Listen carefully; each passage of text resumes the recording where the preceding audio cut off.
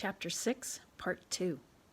3 days later, when the friendly white men came to visit the camp of the former captives, they discovered that most of the Manganja men were missing. Chuma and Wikitani knew where they had gone. The men had returned to their homeland to join in the fight against the Ajawa. We could follow behind them until we got close to home. Then we could slip away, Wikitani had suggested the evening the men had departed. Sure, Chuma had countered. But if they noticed us, we'd be dead. Still, Chuma felt deeply homesick as the men had walked single file out of the camp. But now the Manjanga who remained, mostly women and children, were ready to give their answer to the bishop's invitation. They would stay and become part of the mission. The bishop could not yet speak an African language that the people could understand, but when he understood the people's decision, he began talking excitedly to Dr. Livingstone. The doctor interpreted to the people. Bishop Mackenzie is very happy with your decision. He says that you will not be sorry you have chosen this way. You will have a fine village here, and God will bless you. Blessings or not, Chuma and Wikitani were not happy. How will we ever get home, said Wikitani as the boys walked away from the gathering of people. I don't know, admitted Chuma. I guess we could walk by ourselves. My leg really is a lot better now, but how would we find our way? And what if there are still slave traders about? Or what if we got caught in the middle of the war? Added Wikitani. The Manganja will not think twice about killing us. But I don't think we can stay here in the new village, said Chuma. I'm afraid of these Manganja. Some night they might cut our throats. You're right, but what can we do? The boys had wandered away from the gathering and without intending to came to the white men's camp. Some of the porters were working around the camp, cooking or cleaning various things. Others lounged under trees or in their own huts, which were set up alongside the white men's tents. What if we moved over here, said Chuma. Then we'd be safe. They'd send us back, said Wikitani. But why? If we talked to the doctor, maybe we could help him. Then they wouldn't send us away. It was an idea worth trying, and the boys stayed near the edge of the camp so as not to attract any attention until the doctor came back into the camp. The bishop was not with him. Wikitani hung back, but Chuma ran right up to him.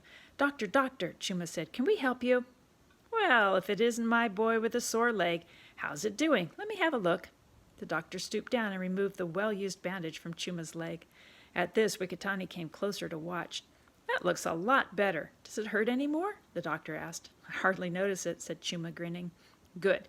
You don't need this bandage anymore, but try to keep the wound clean. Now you run along and get to work on that mission station for the bishop. But doctor, we want to help you. No. I don't need any more porters. Besides, you boys are a little small to carry heavy loads on the trail. But we could run errands for you, said Chuma eagerly. And we could clean things for you, offered Wikitani, and build your fire in the morning and, interrupted Chuma, we're good sheep herders. Sheep herders, said Dr. Livingstone, raising one of his bushy eyebrows skeptically. I didn't think the Manganja kept sheep. Oh, they don't, said Wikitani, but we do. We're Ajawa. You're from the Ajawa tribe? Yes, see? Chuma said, pointing out his tribal tattoos. Yes, I see, said Dr. Livingstone. Come over here and tell me about your village. The doctor walked over to his tent and sat on a chair. The boys had never seen a wooden chair before and inspected it carefully to see how the sticks held up the man without tipping over. Livingstone interrupted their exploration. Tell me where you live. How did you end up being with the Manganja? He asked, pulling at the corners of his large mustache. Carefully, the boys told the doctor how they were caught by the Redcaps as they were herding sheep near Lake Shirwa. They also explained how the Redcaps made it look like they had been captured by Manganja. That started a war between our people and the Manganja, said Chuma. Why would that start a war? Asked the doctor. Because Wikitani is a chief's son, explained Chuma. Wikitani looked distressed with the idea that war had started because of him and hastened to say, but the Manganja and the Ajawa are old enemies. In almost every generation, war breaks out. But this time it started when the slave traders made it look like the Manganja had captured you? Asked Livingstone. Yes, Chuma said. And when our warriors attacked and took many captives, the Redcaps came the next day and bought them for slaves. Dauma told us so. Who's Dauma? She's a Manganja girl, explained Wikitani. She's the only one who gives us any food, said Chuma. Everyone else thinks we are the enemy. That's why we can't stay in the Manganja camp, explained Wikitani. Someone will kill us just because we are Ajawa. The doctor didn't respond. Instead, he leaned forward with his elbows on his knees and his head in his hands. He sat that way for so long the boys thought he might have gone to sleep. When he finally raised his head, there were tears in his eyes. "I'm very sorry," he said. "I'm so sorry." "That's all right. You don't need to cry," said Chuma, unable to understand why the good doctor was so upset about their situation. "We'll be fine if you will allow us to live in your camp and help you. We won't be any trouble." "Of course you can stay here for now," Livingston said, sighing heavily. "But my heart is very sad at what you've told me. I feel partially responsible for this terrible situation." The white man stood up and looked to the north, frowning.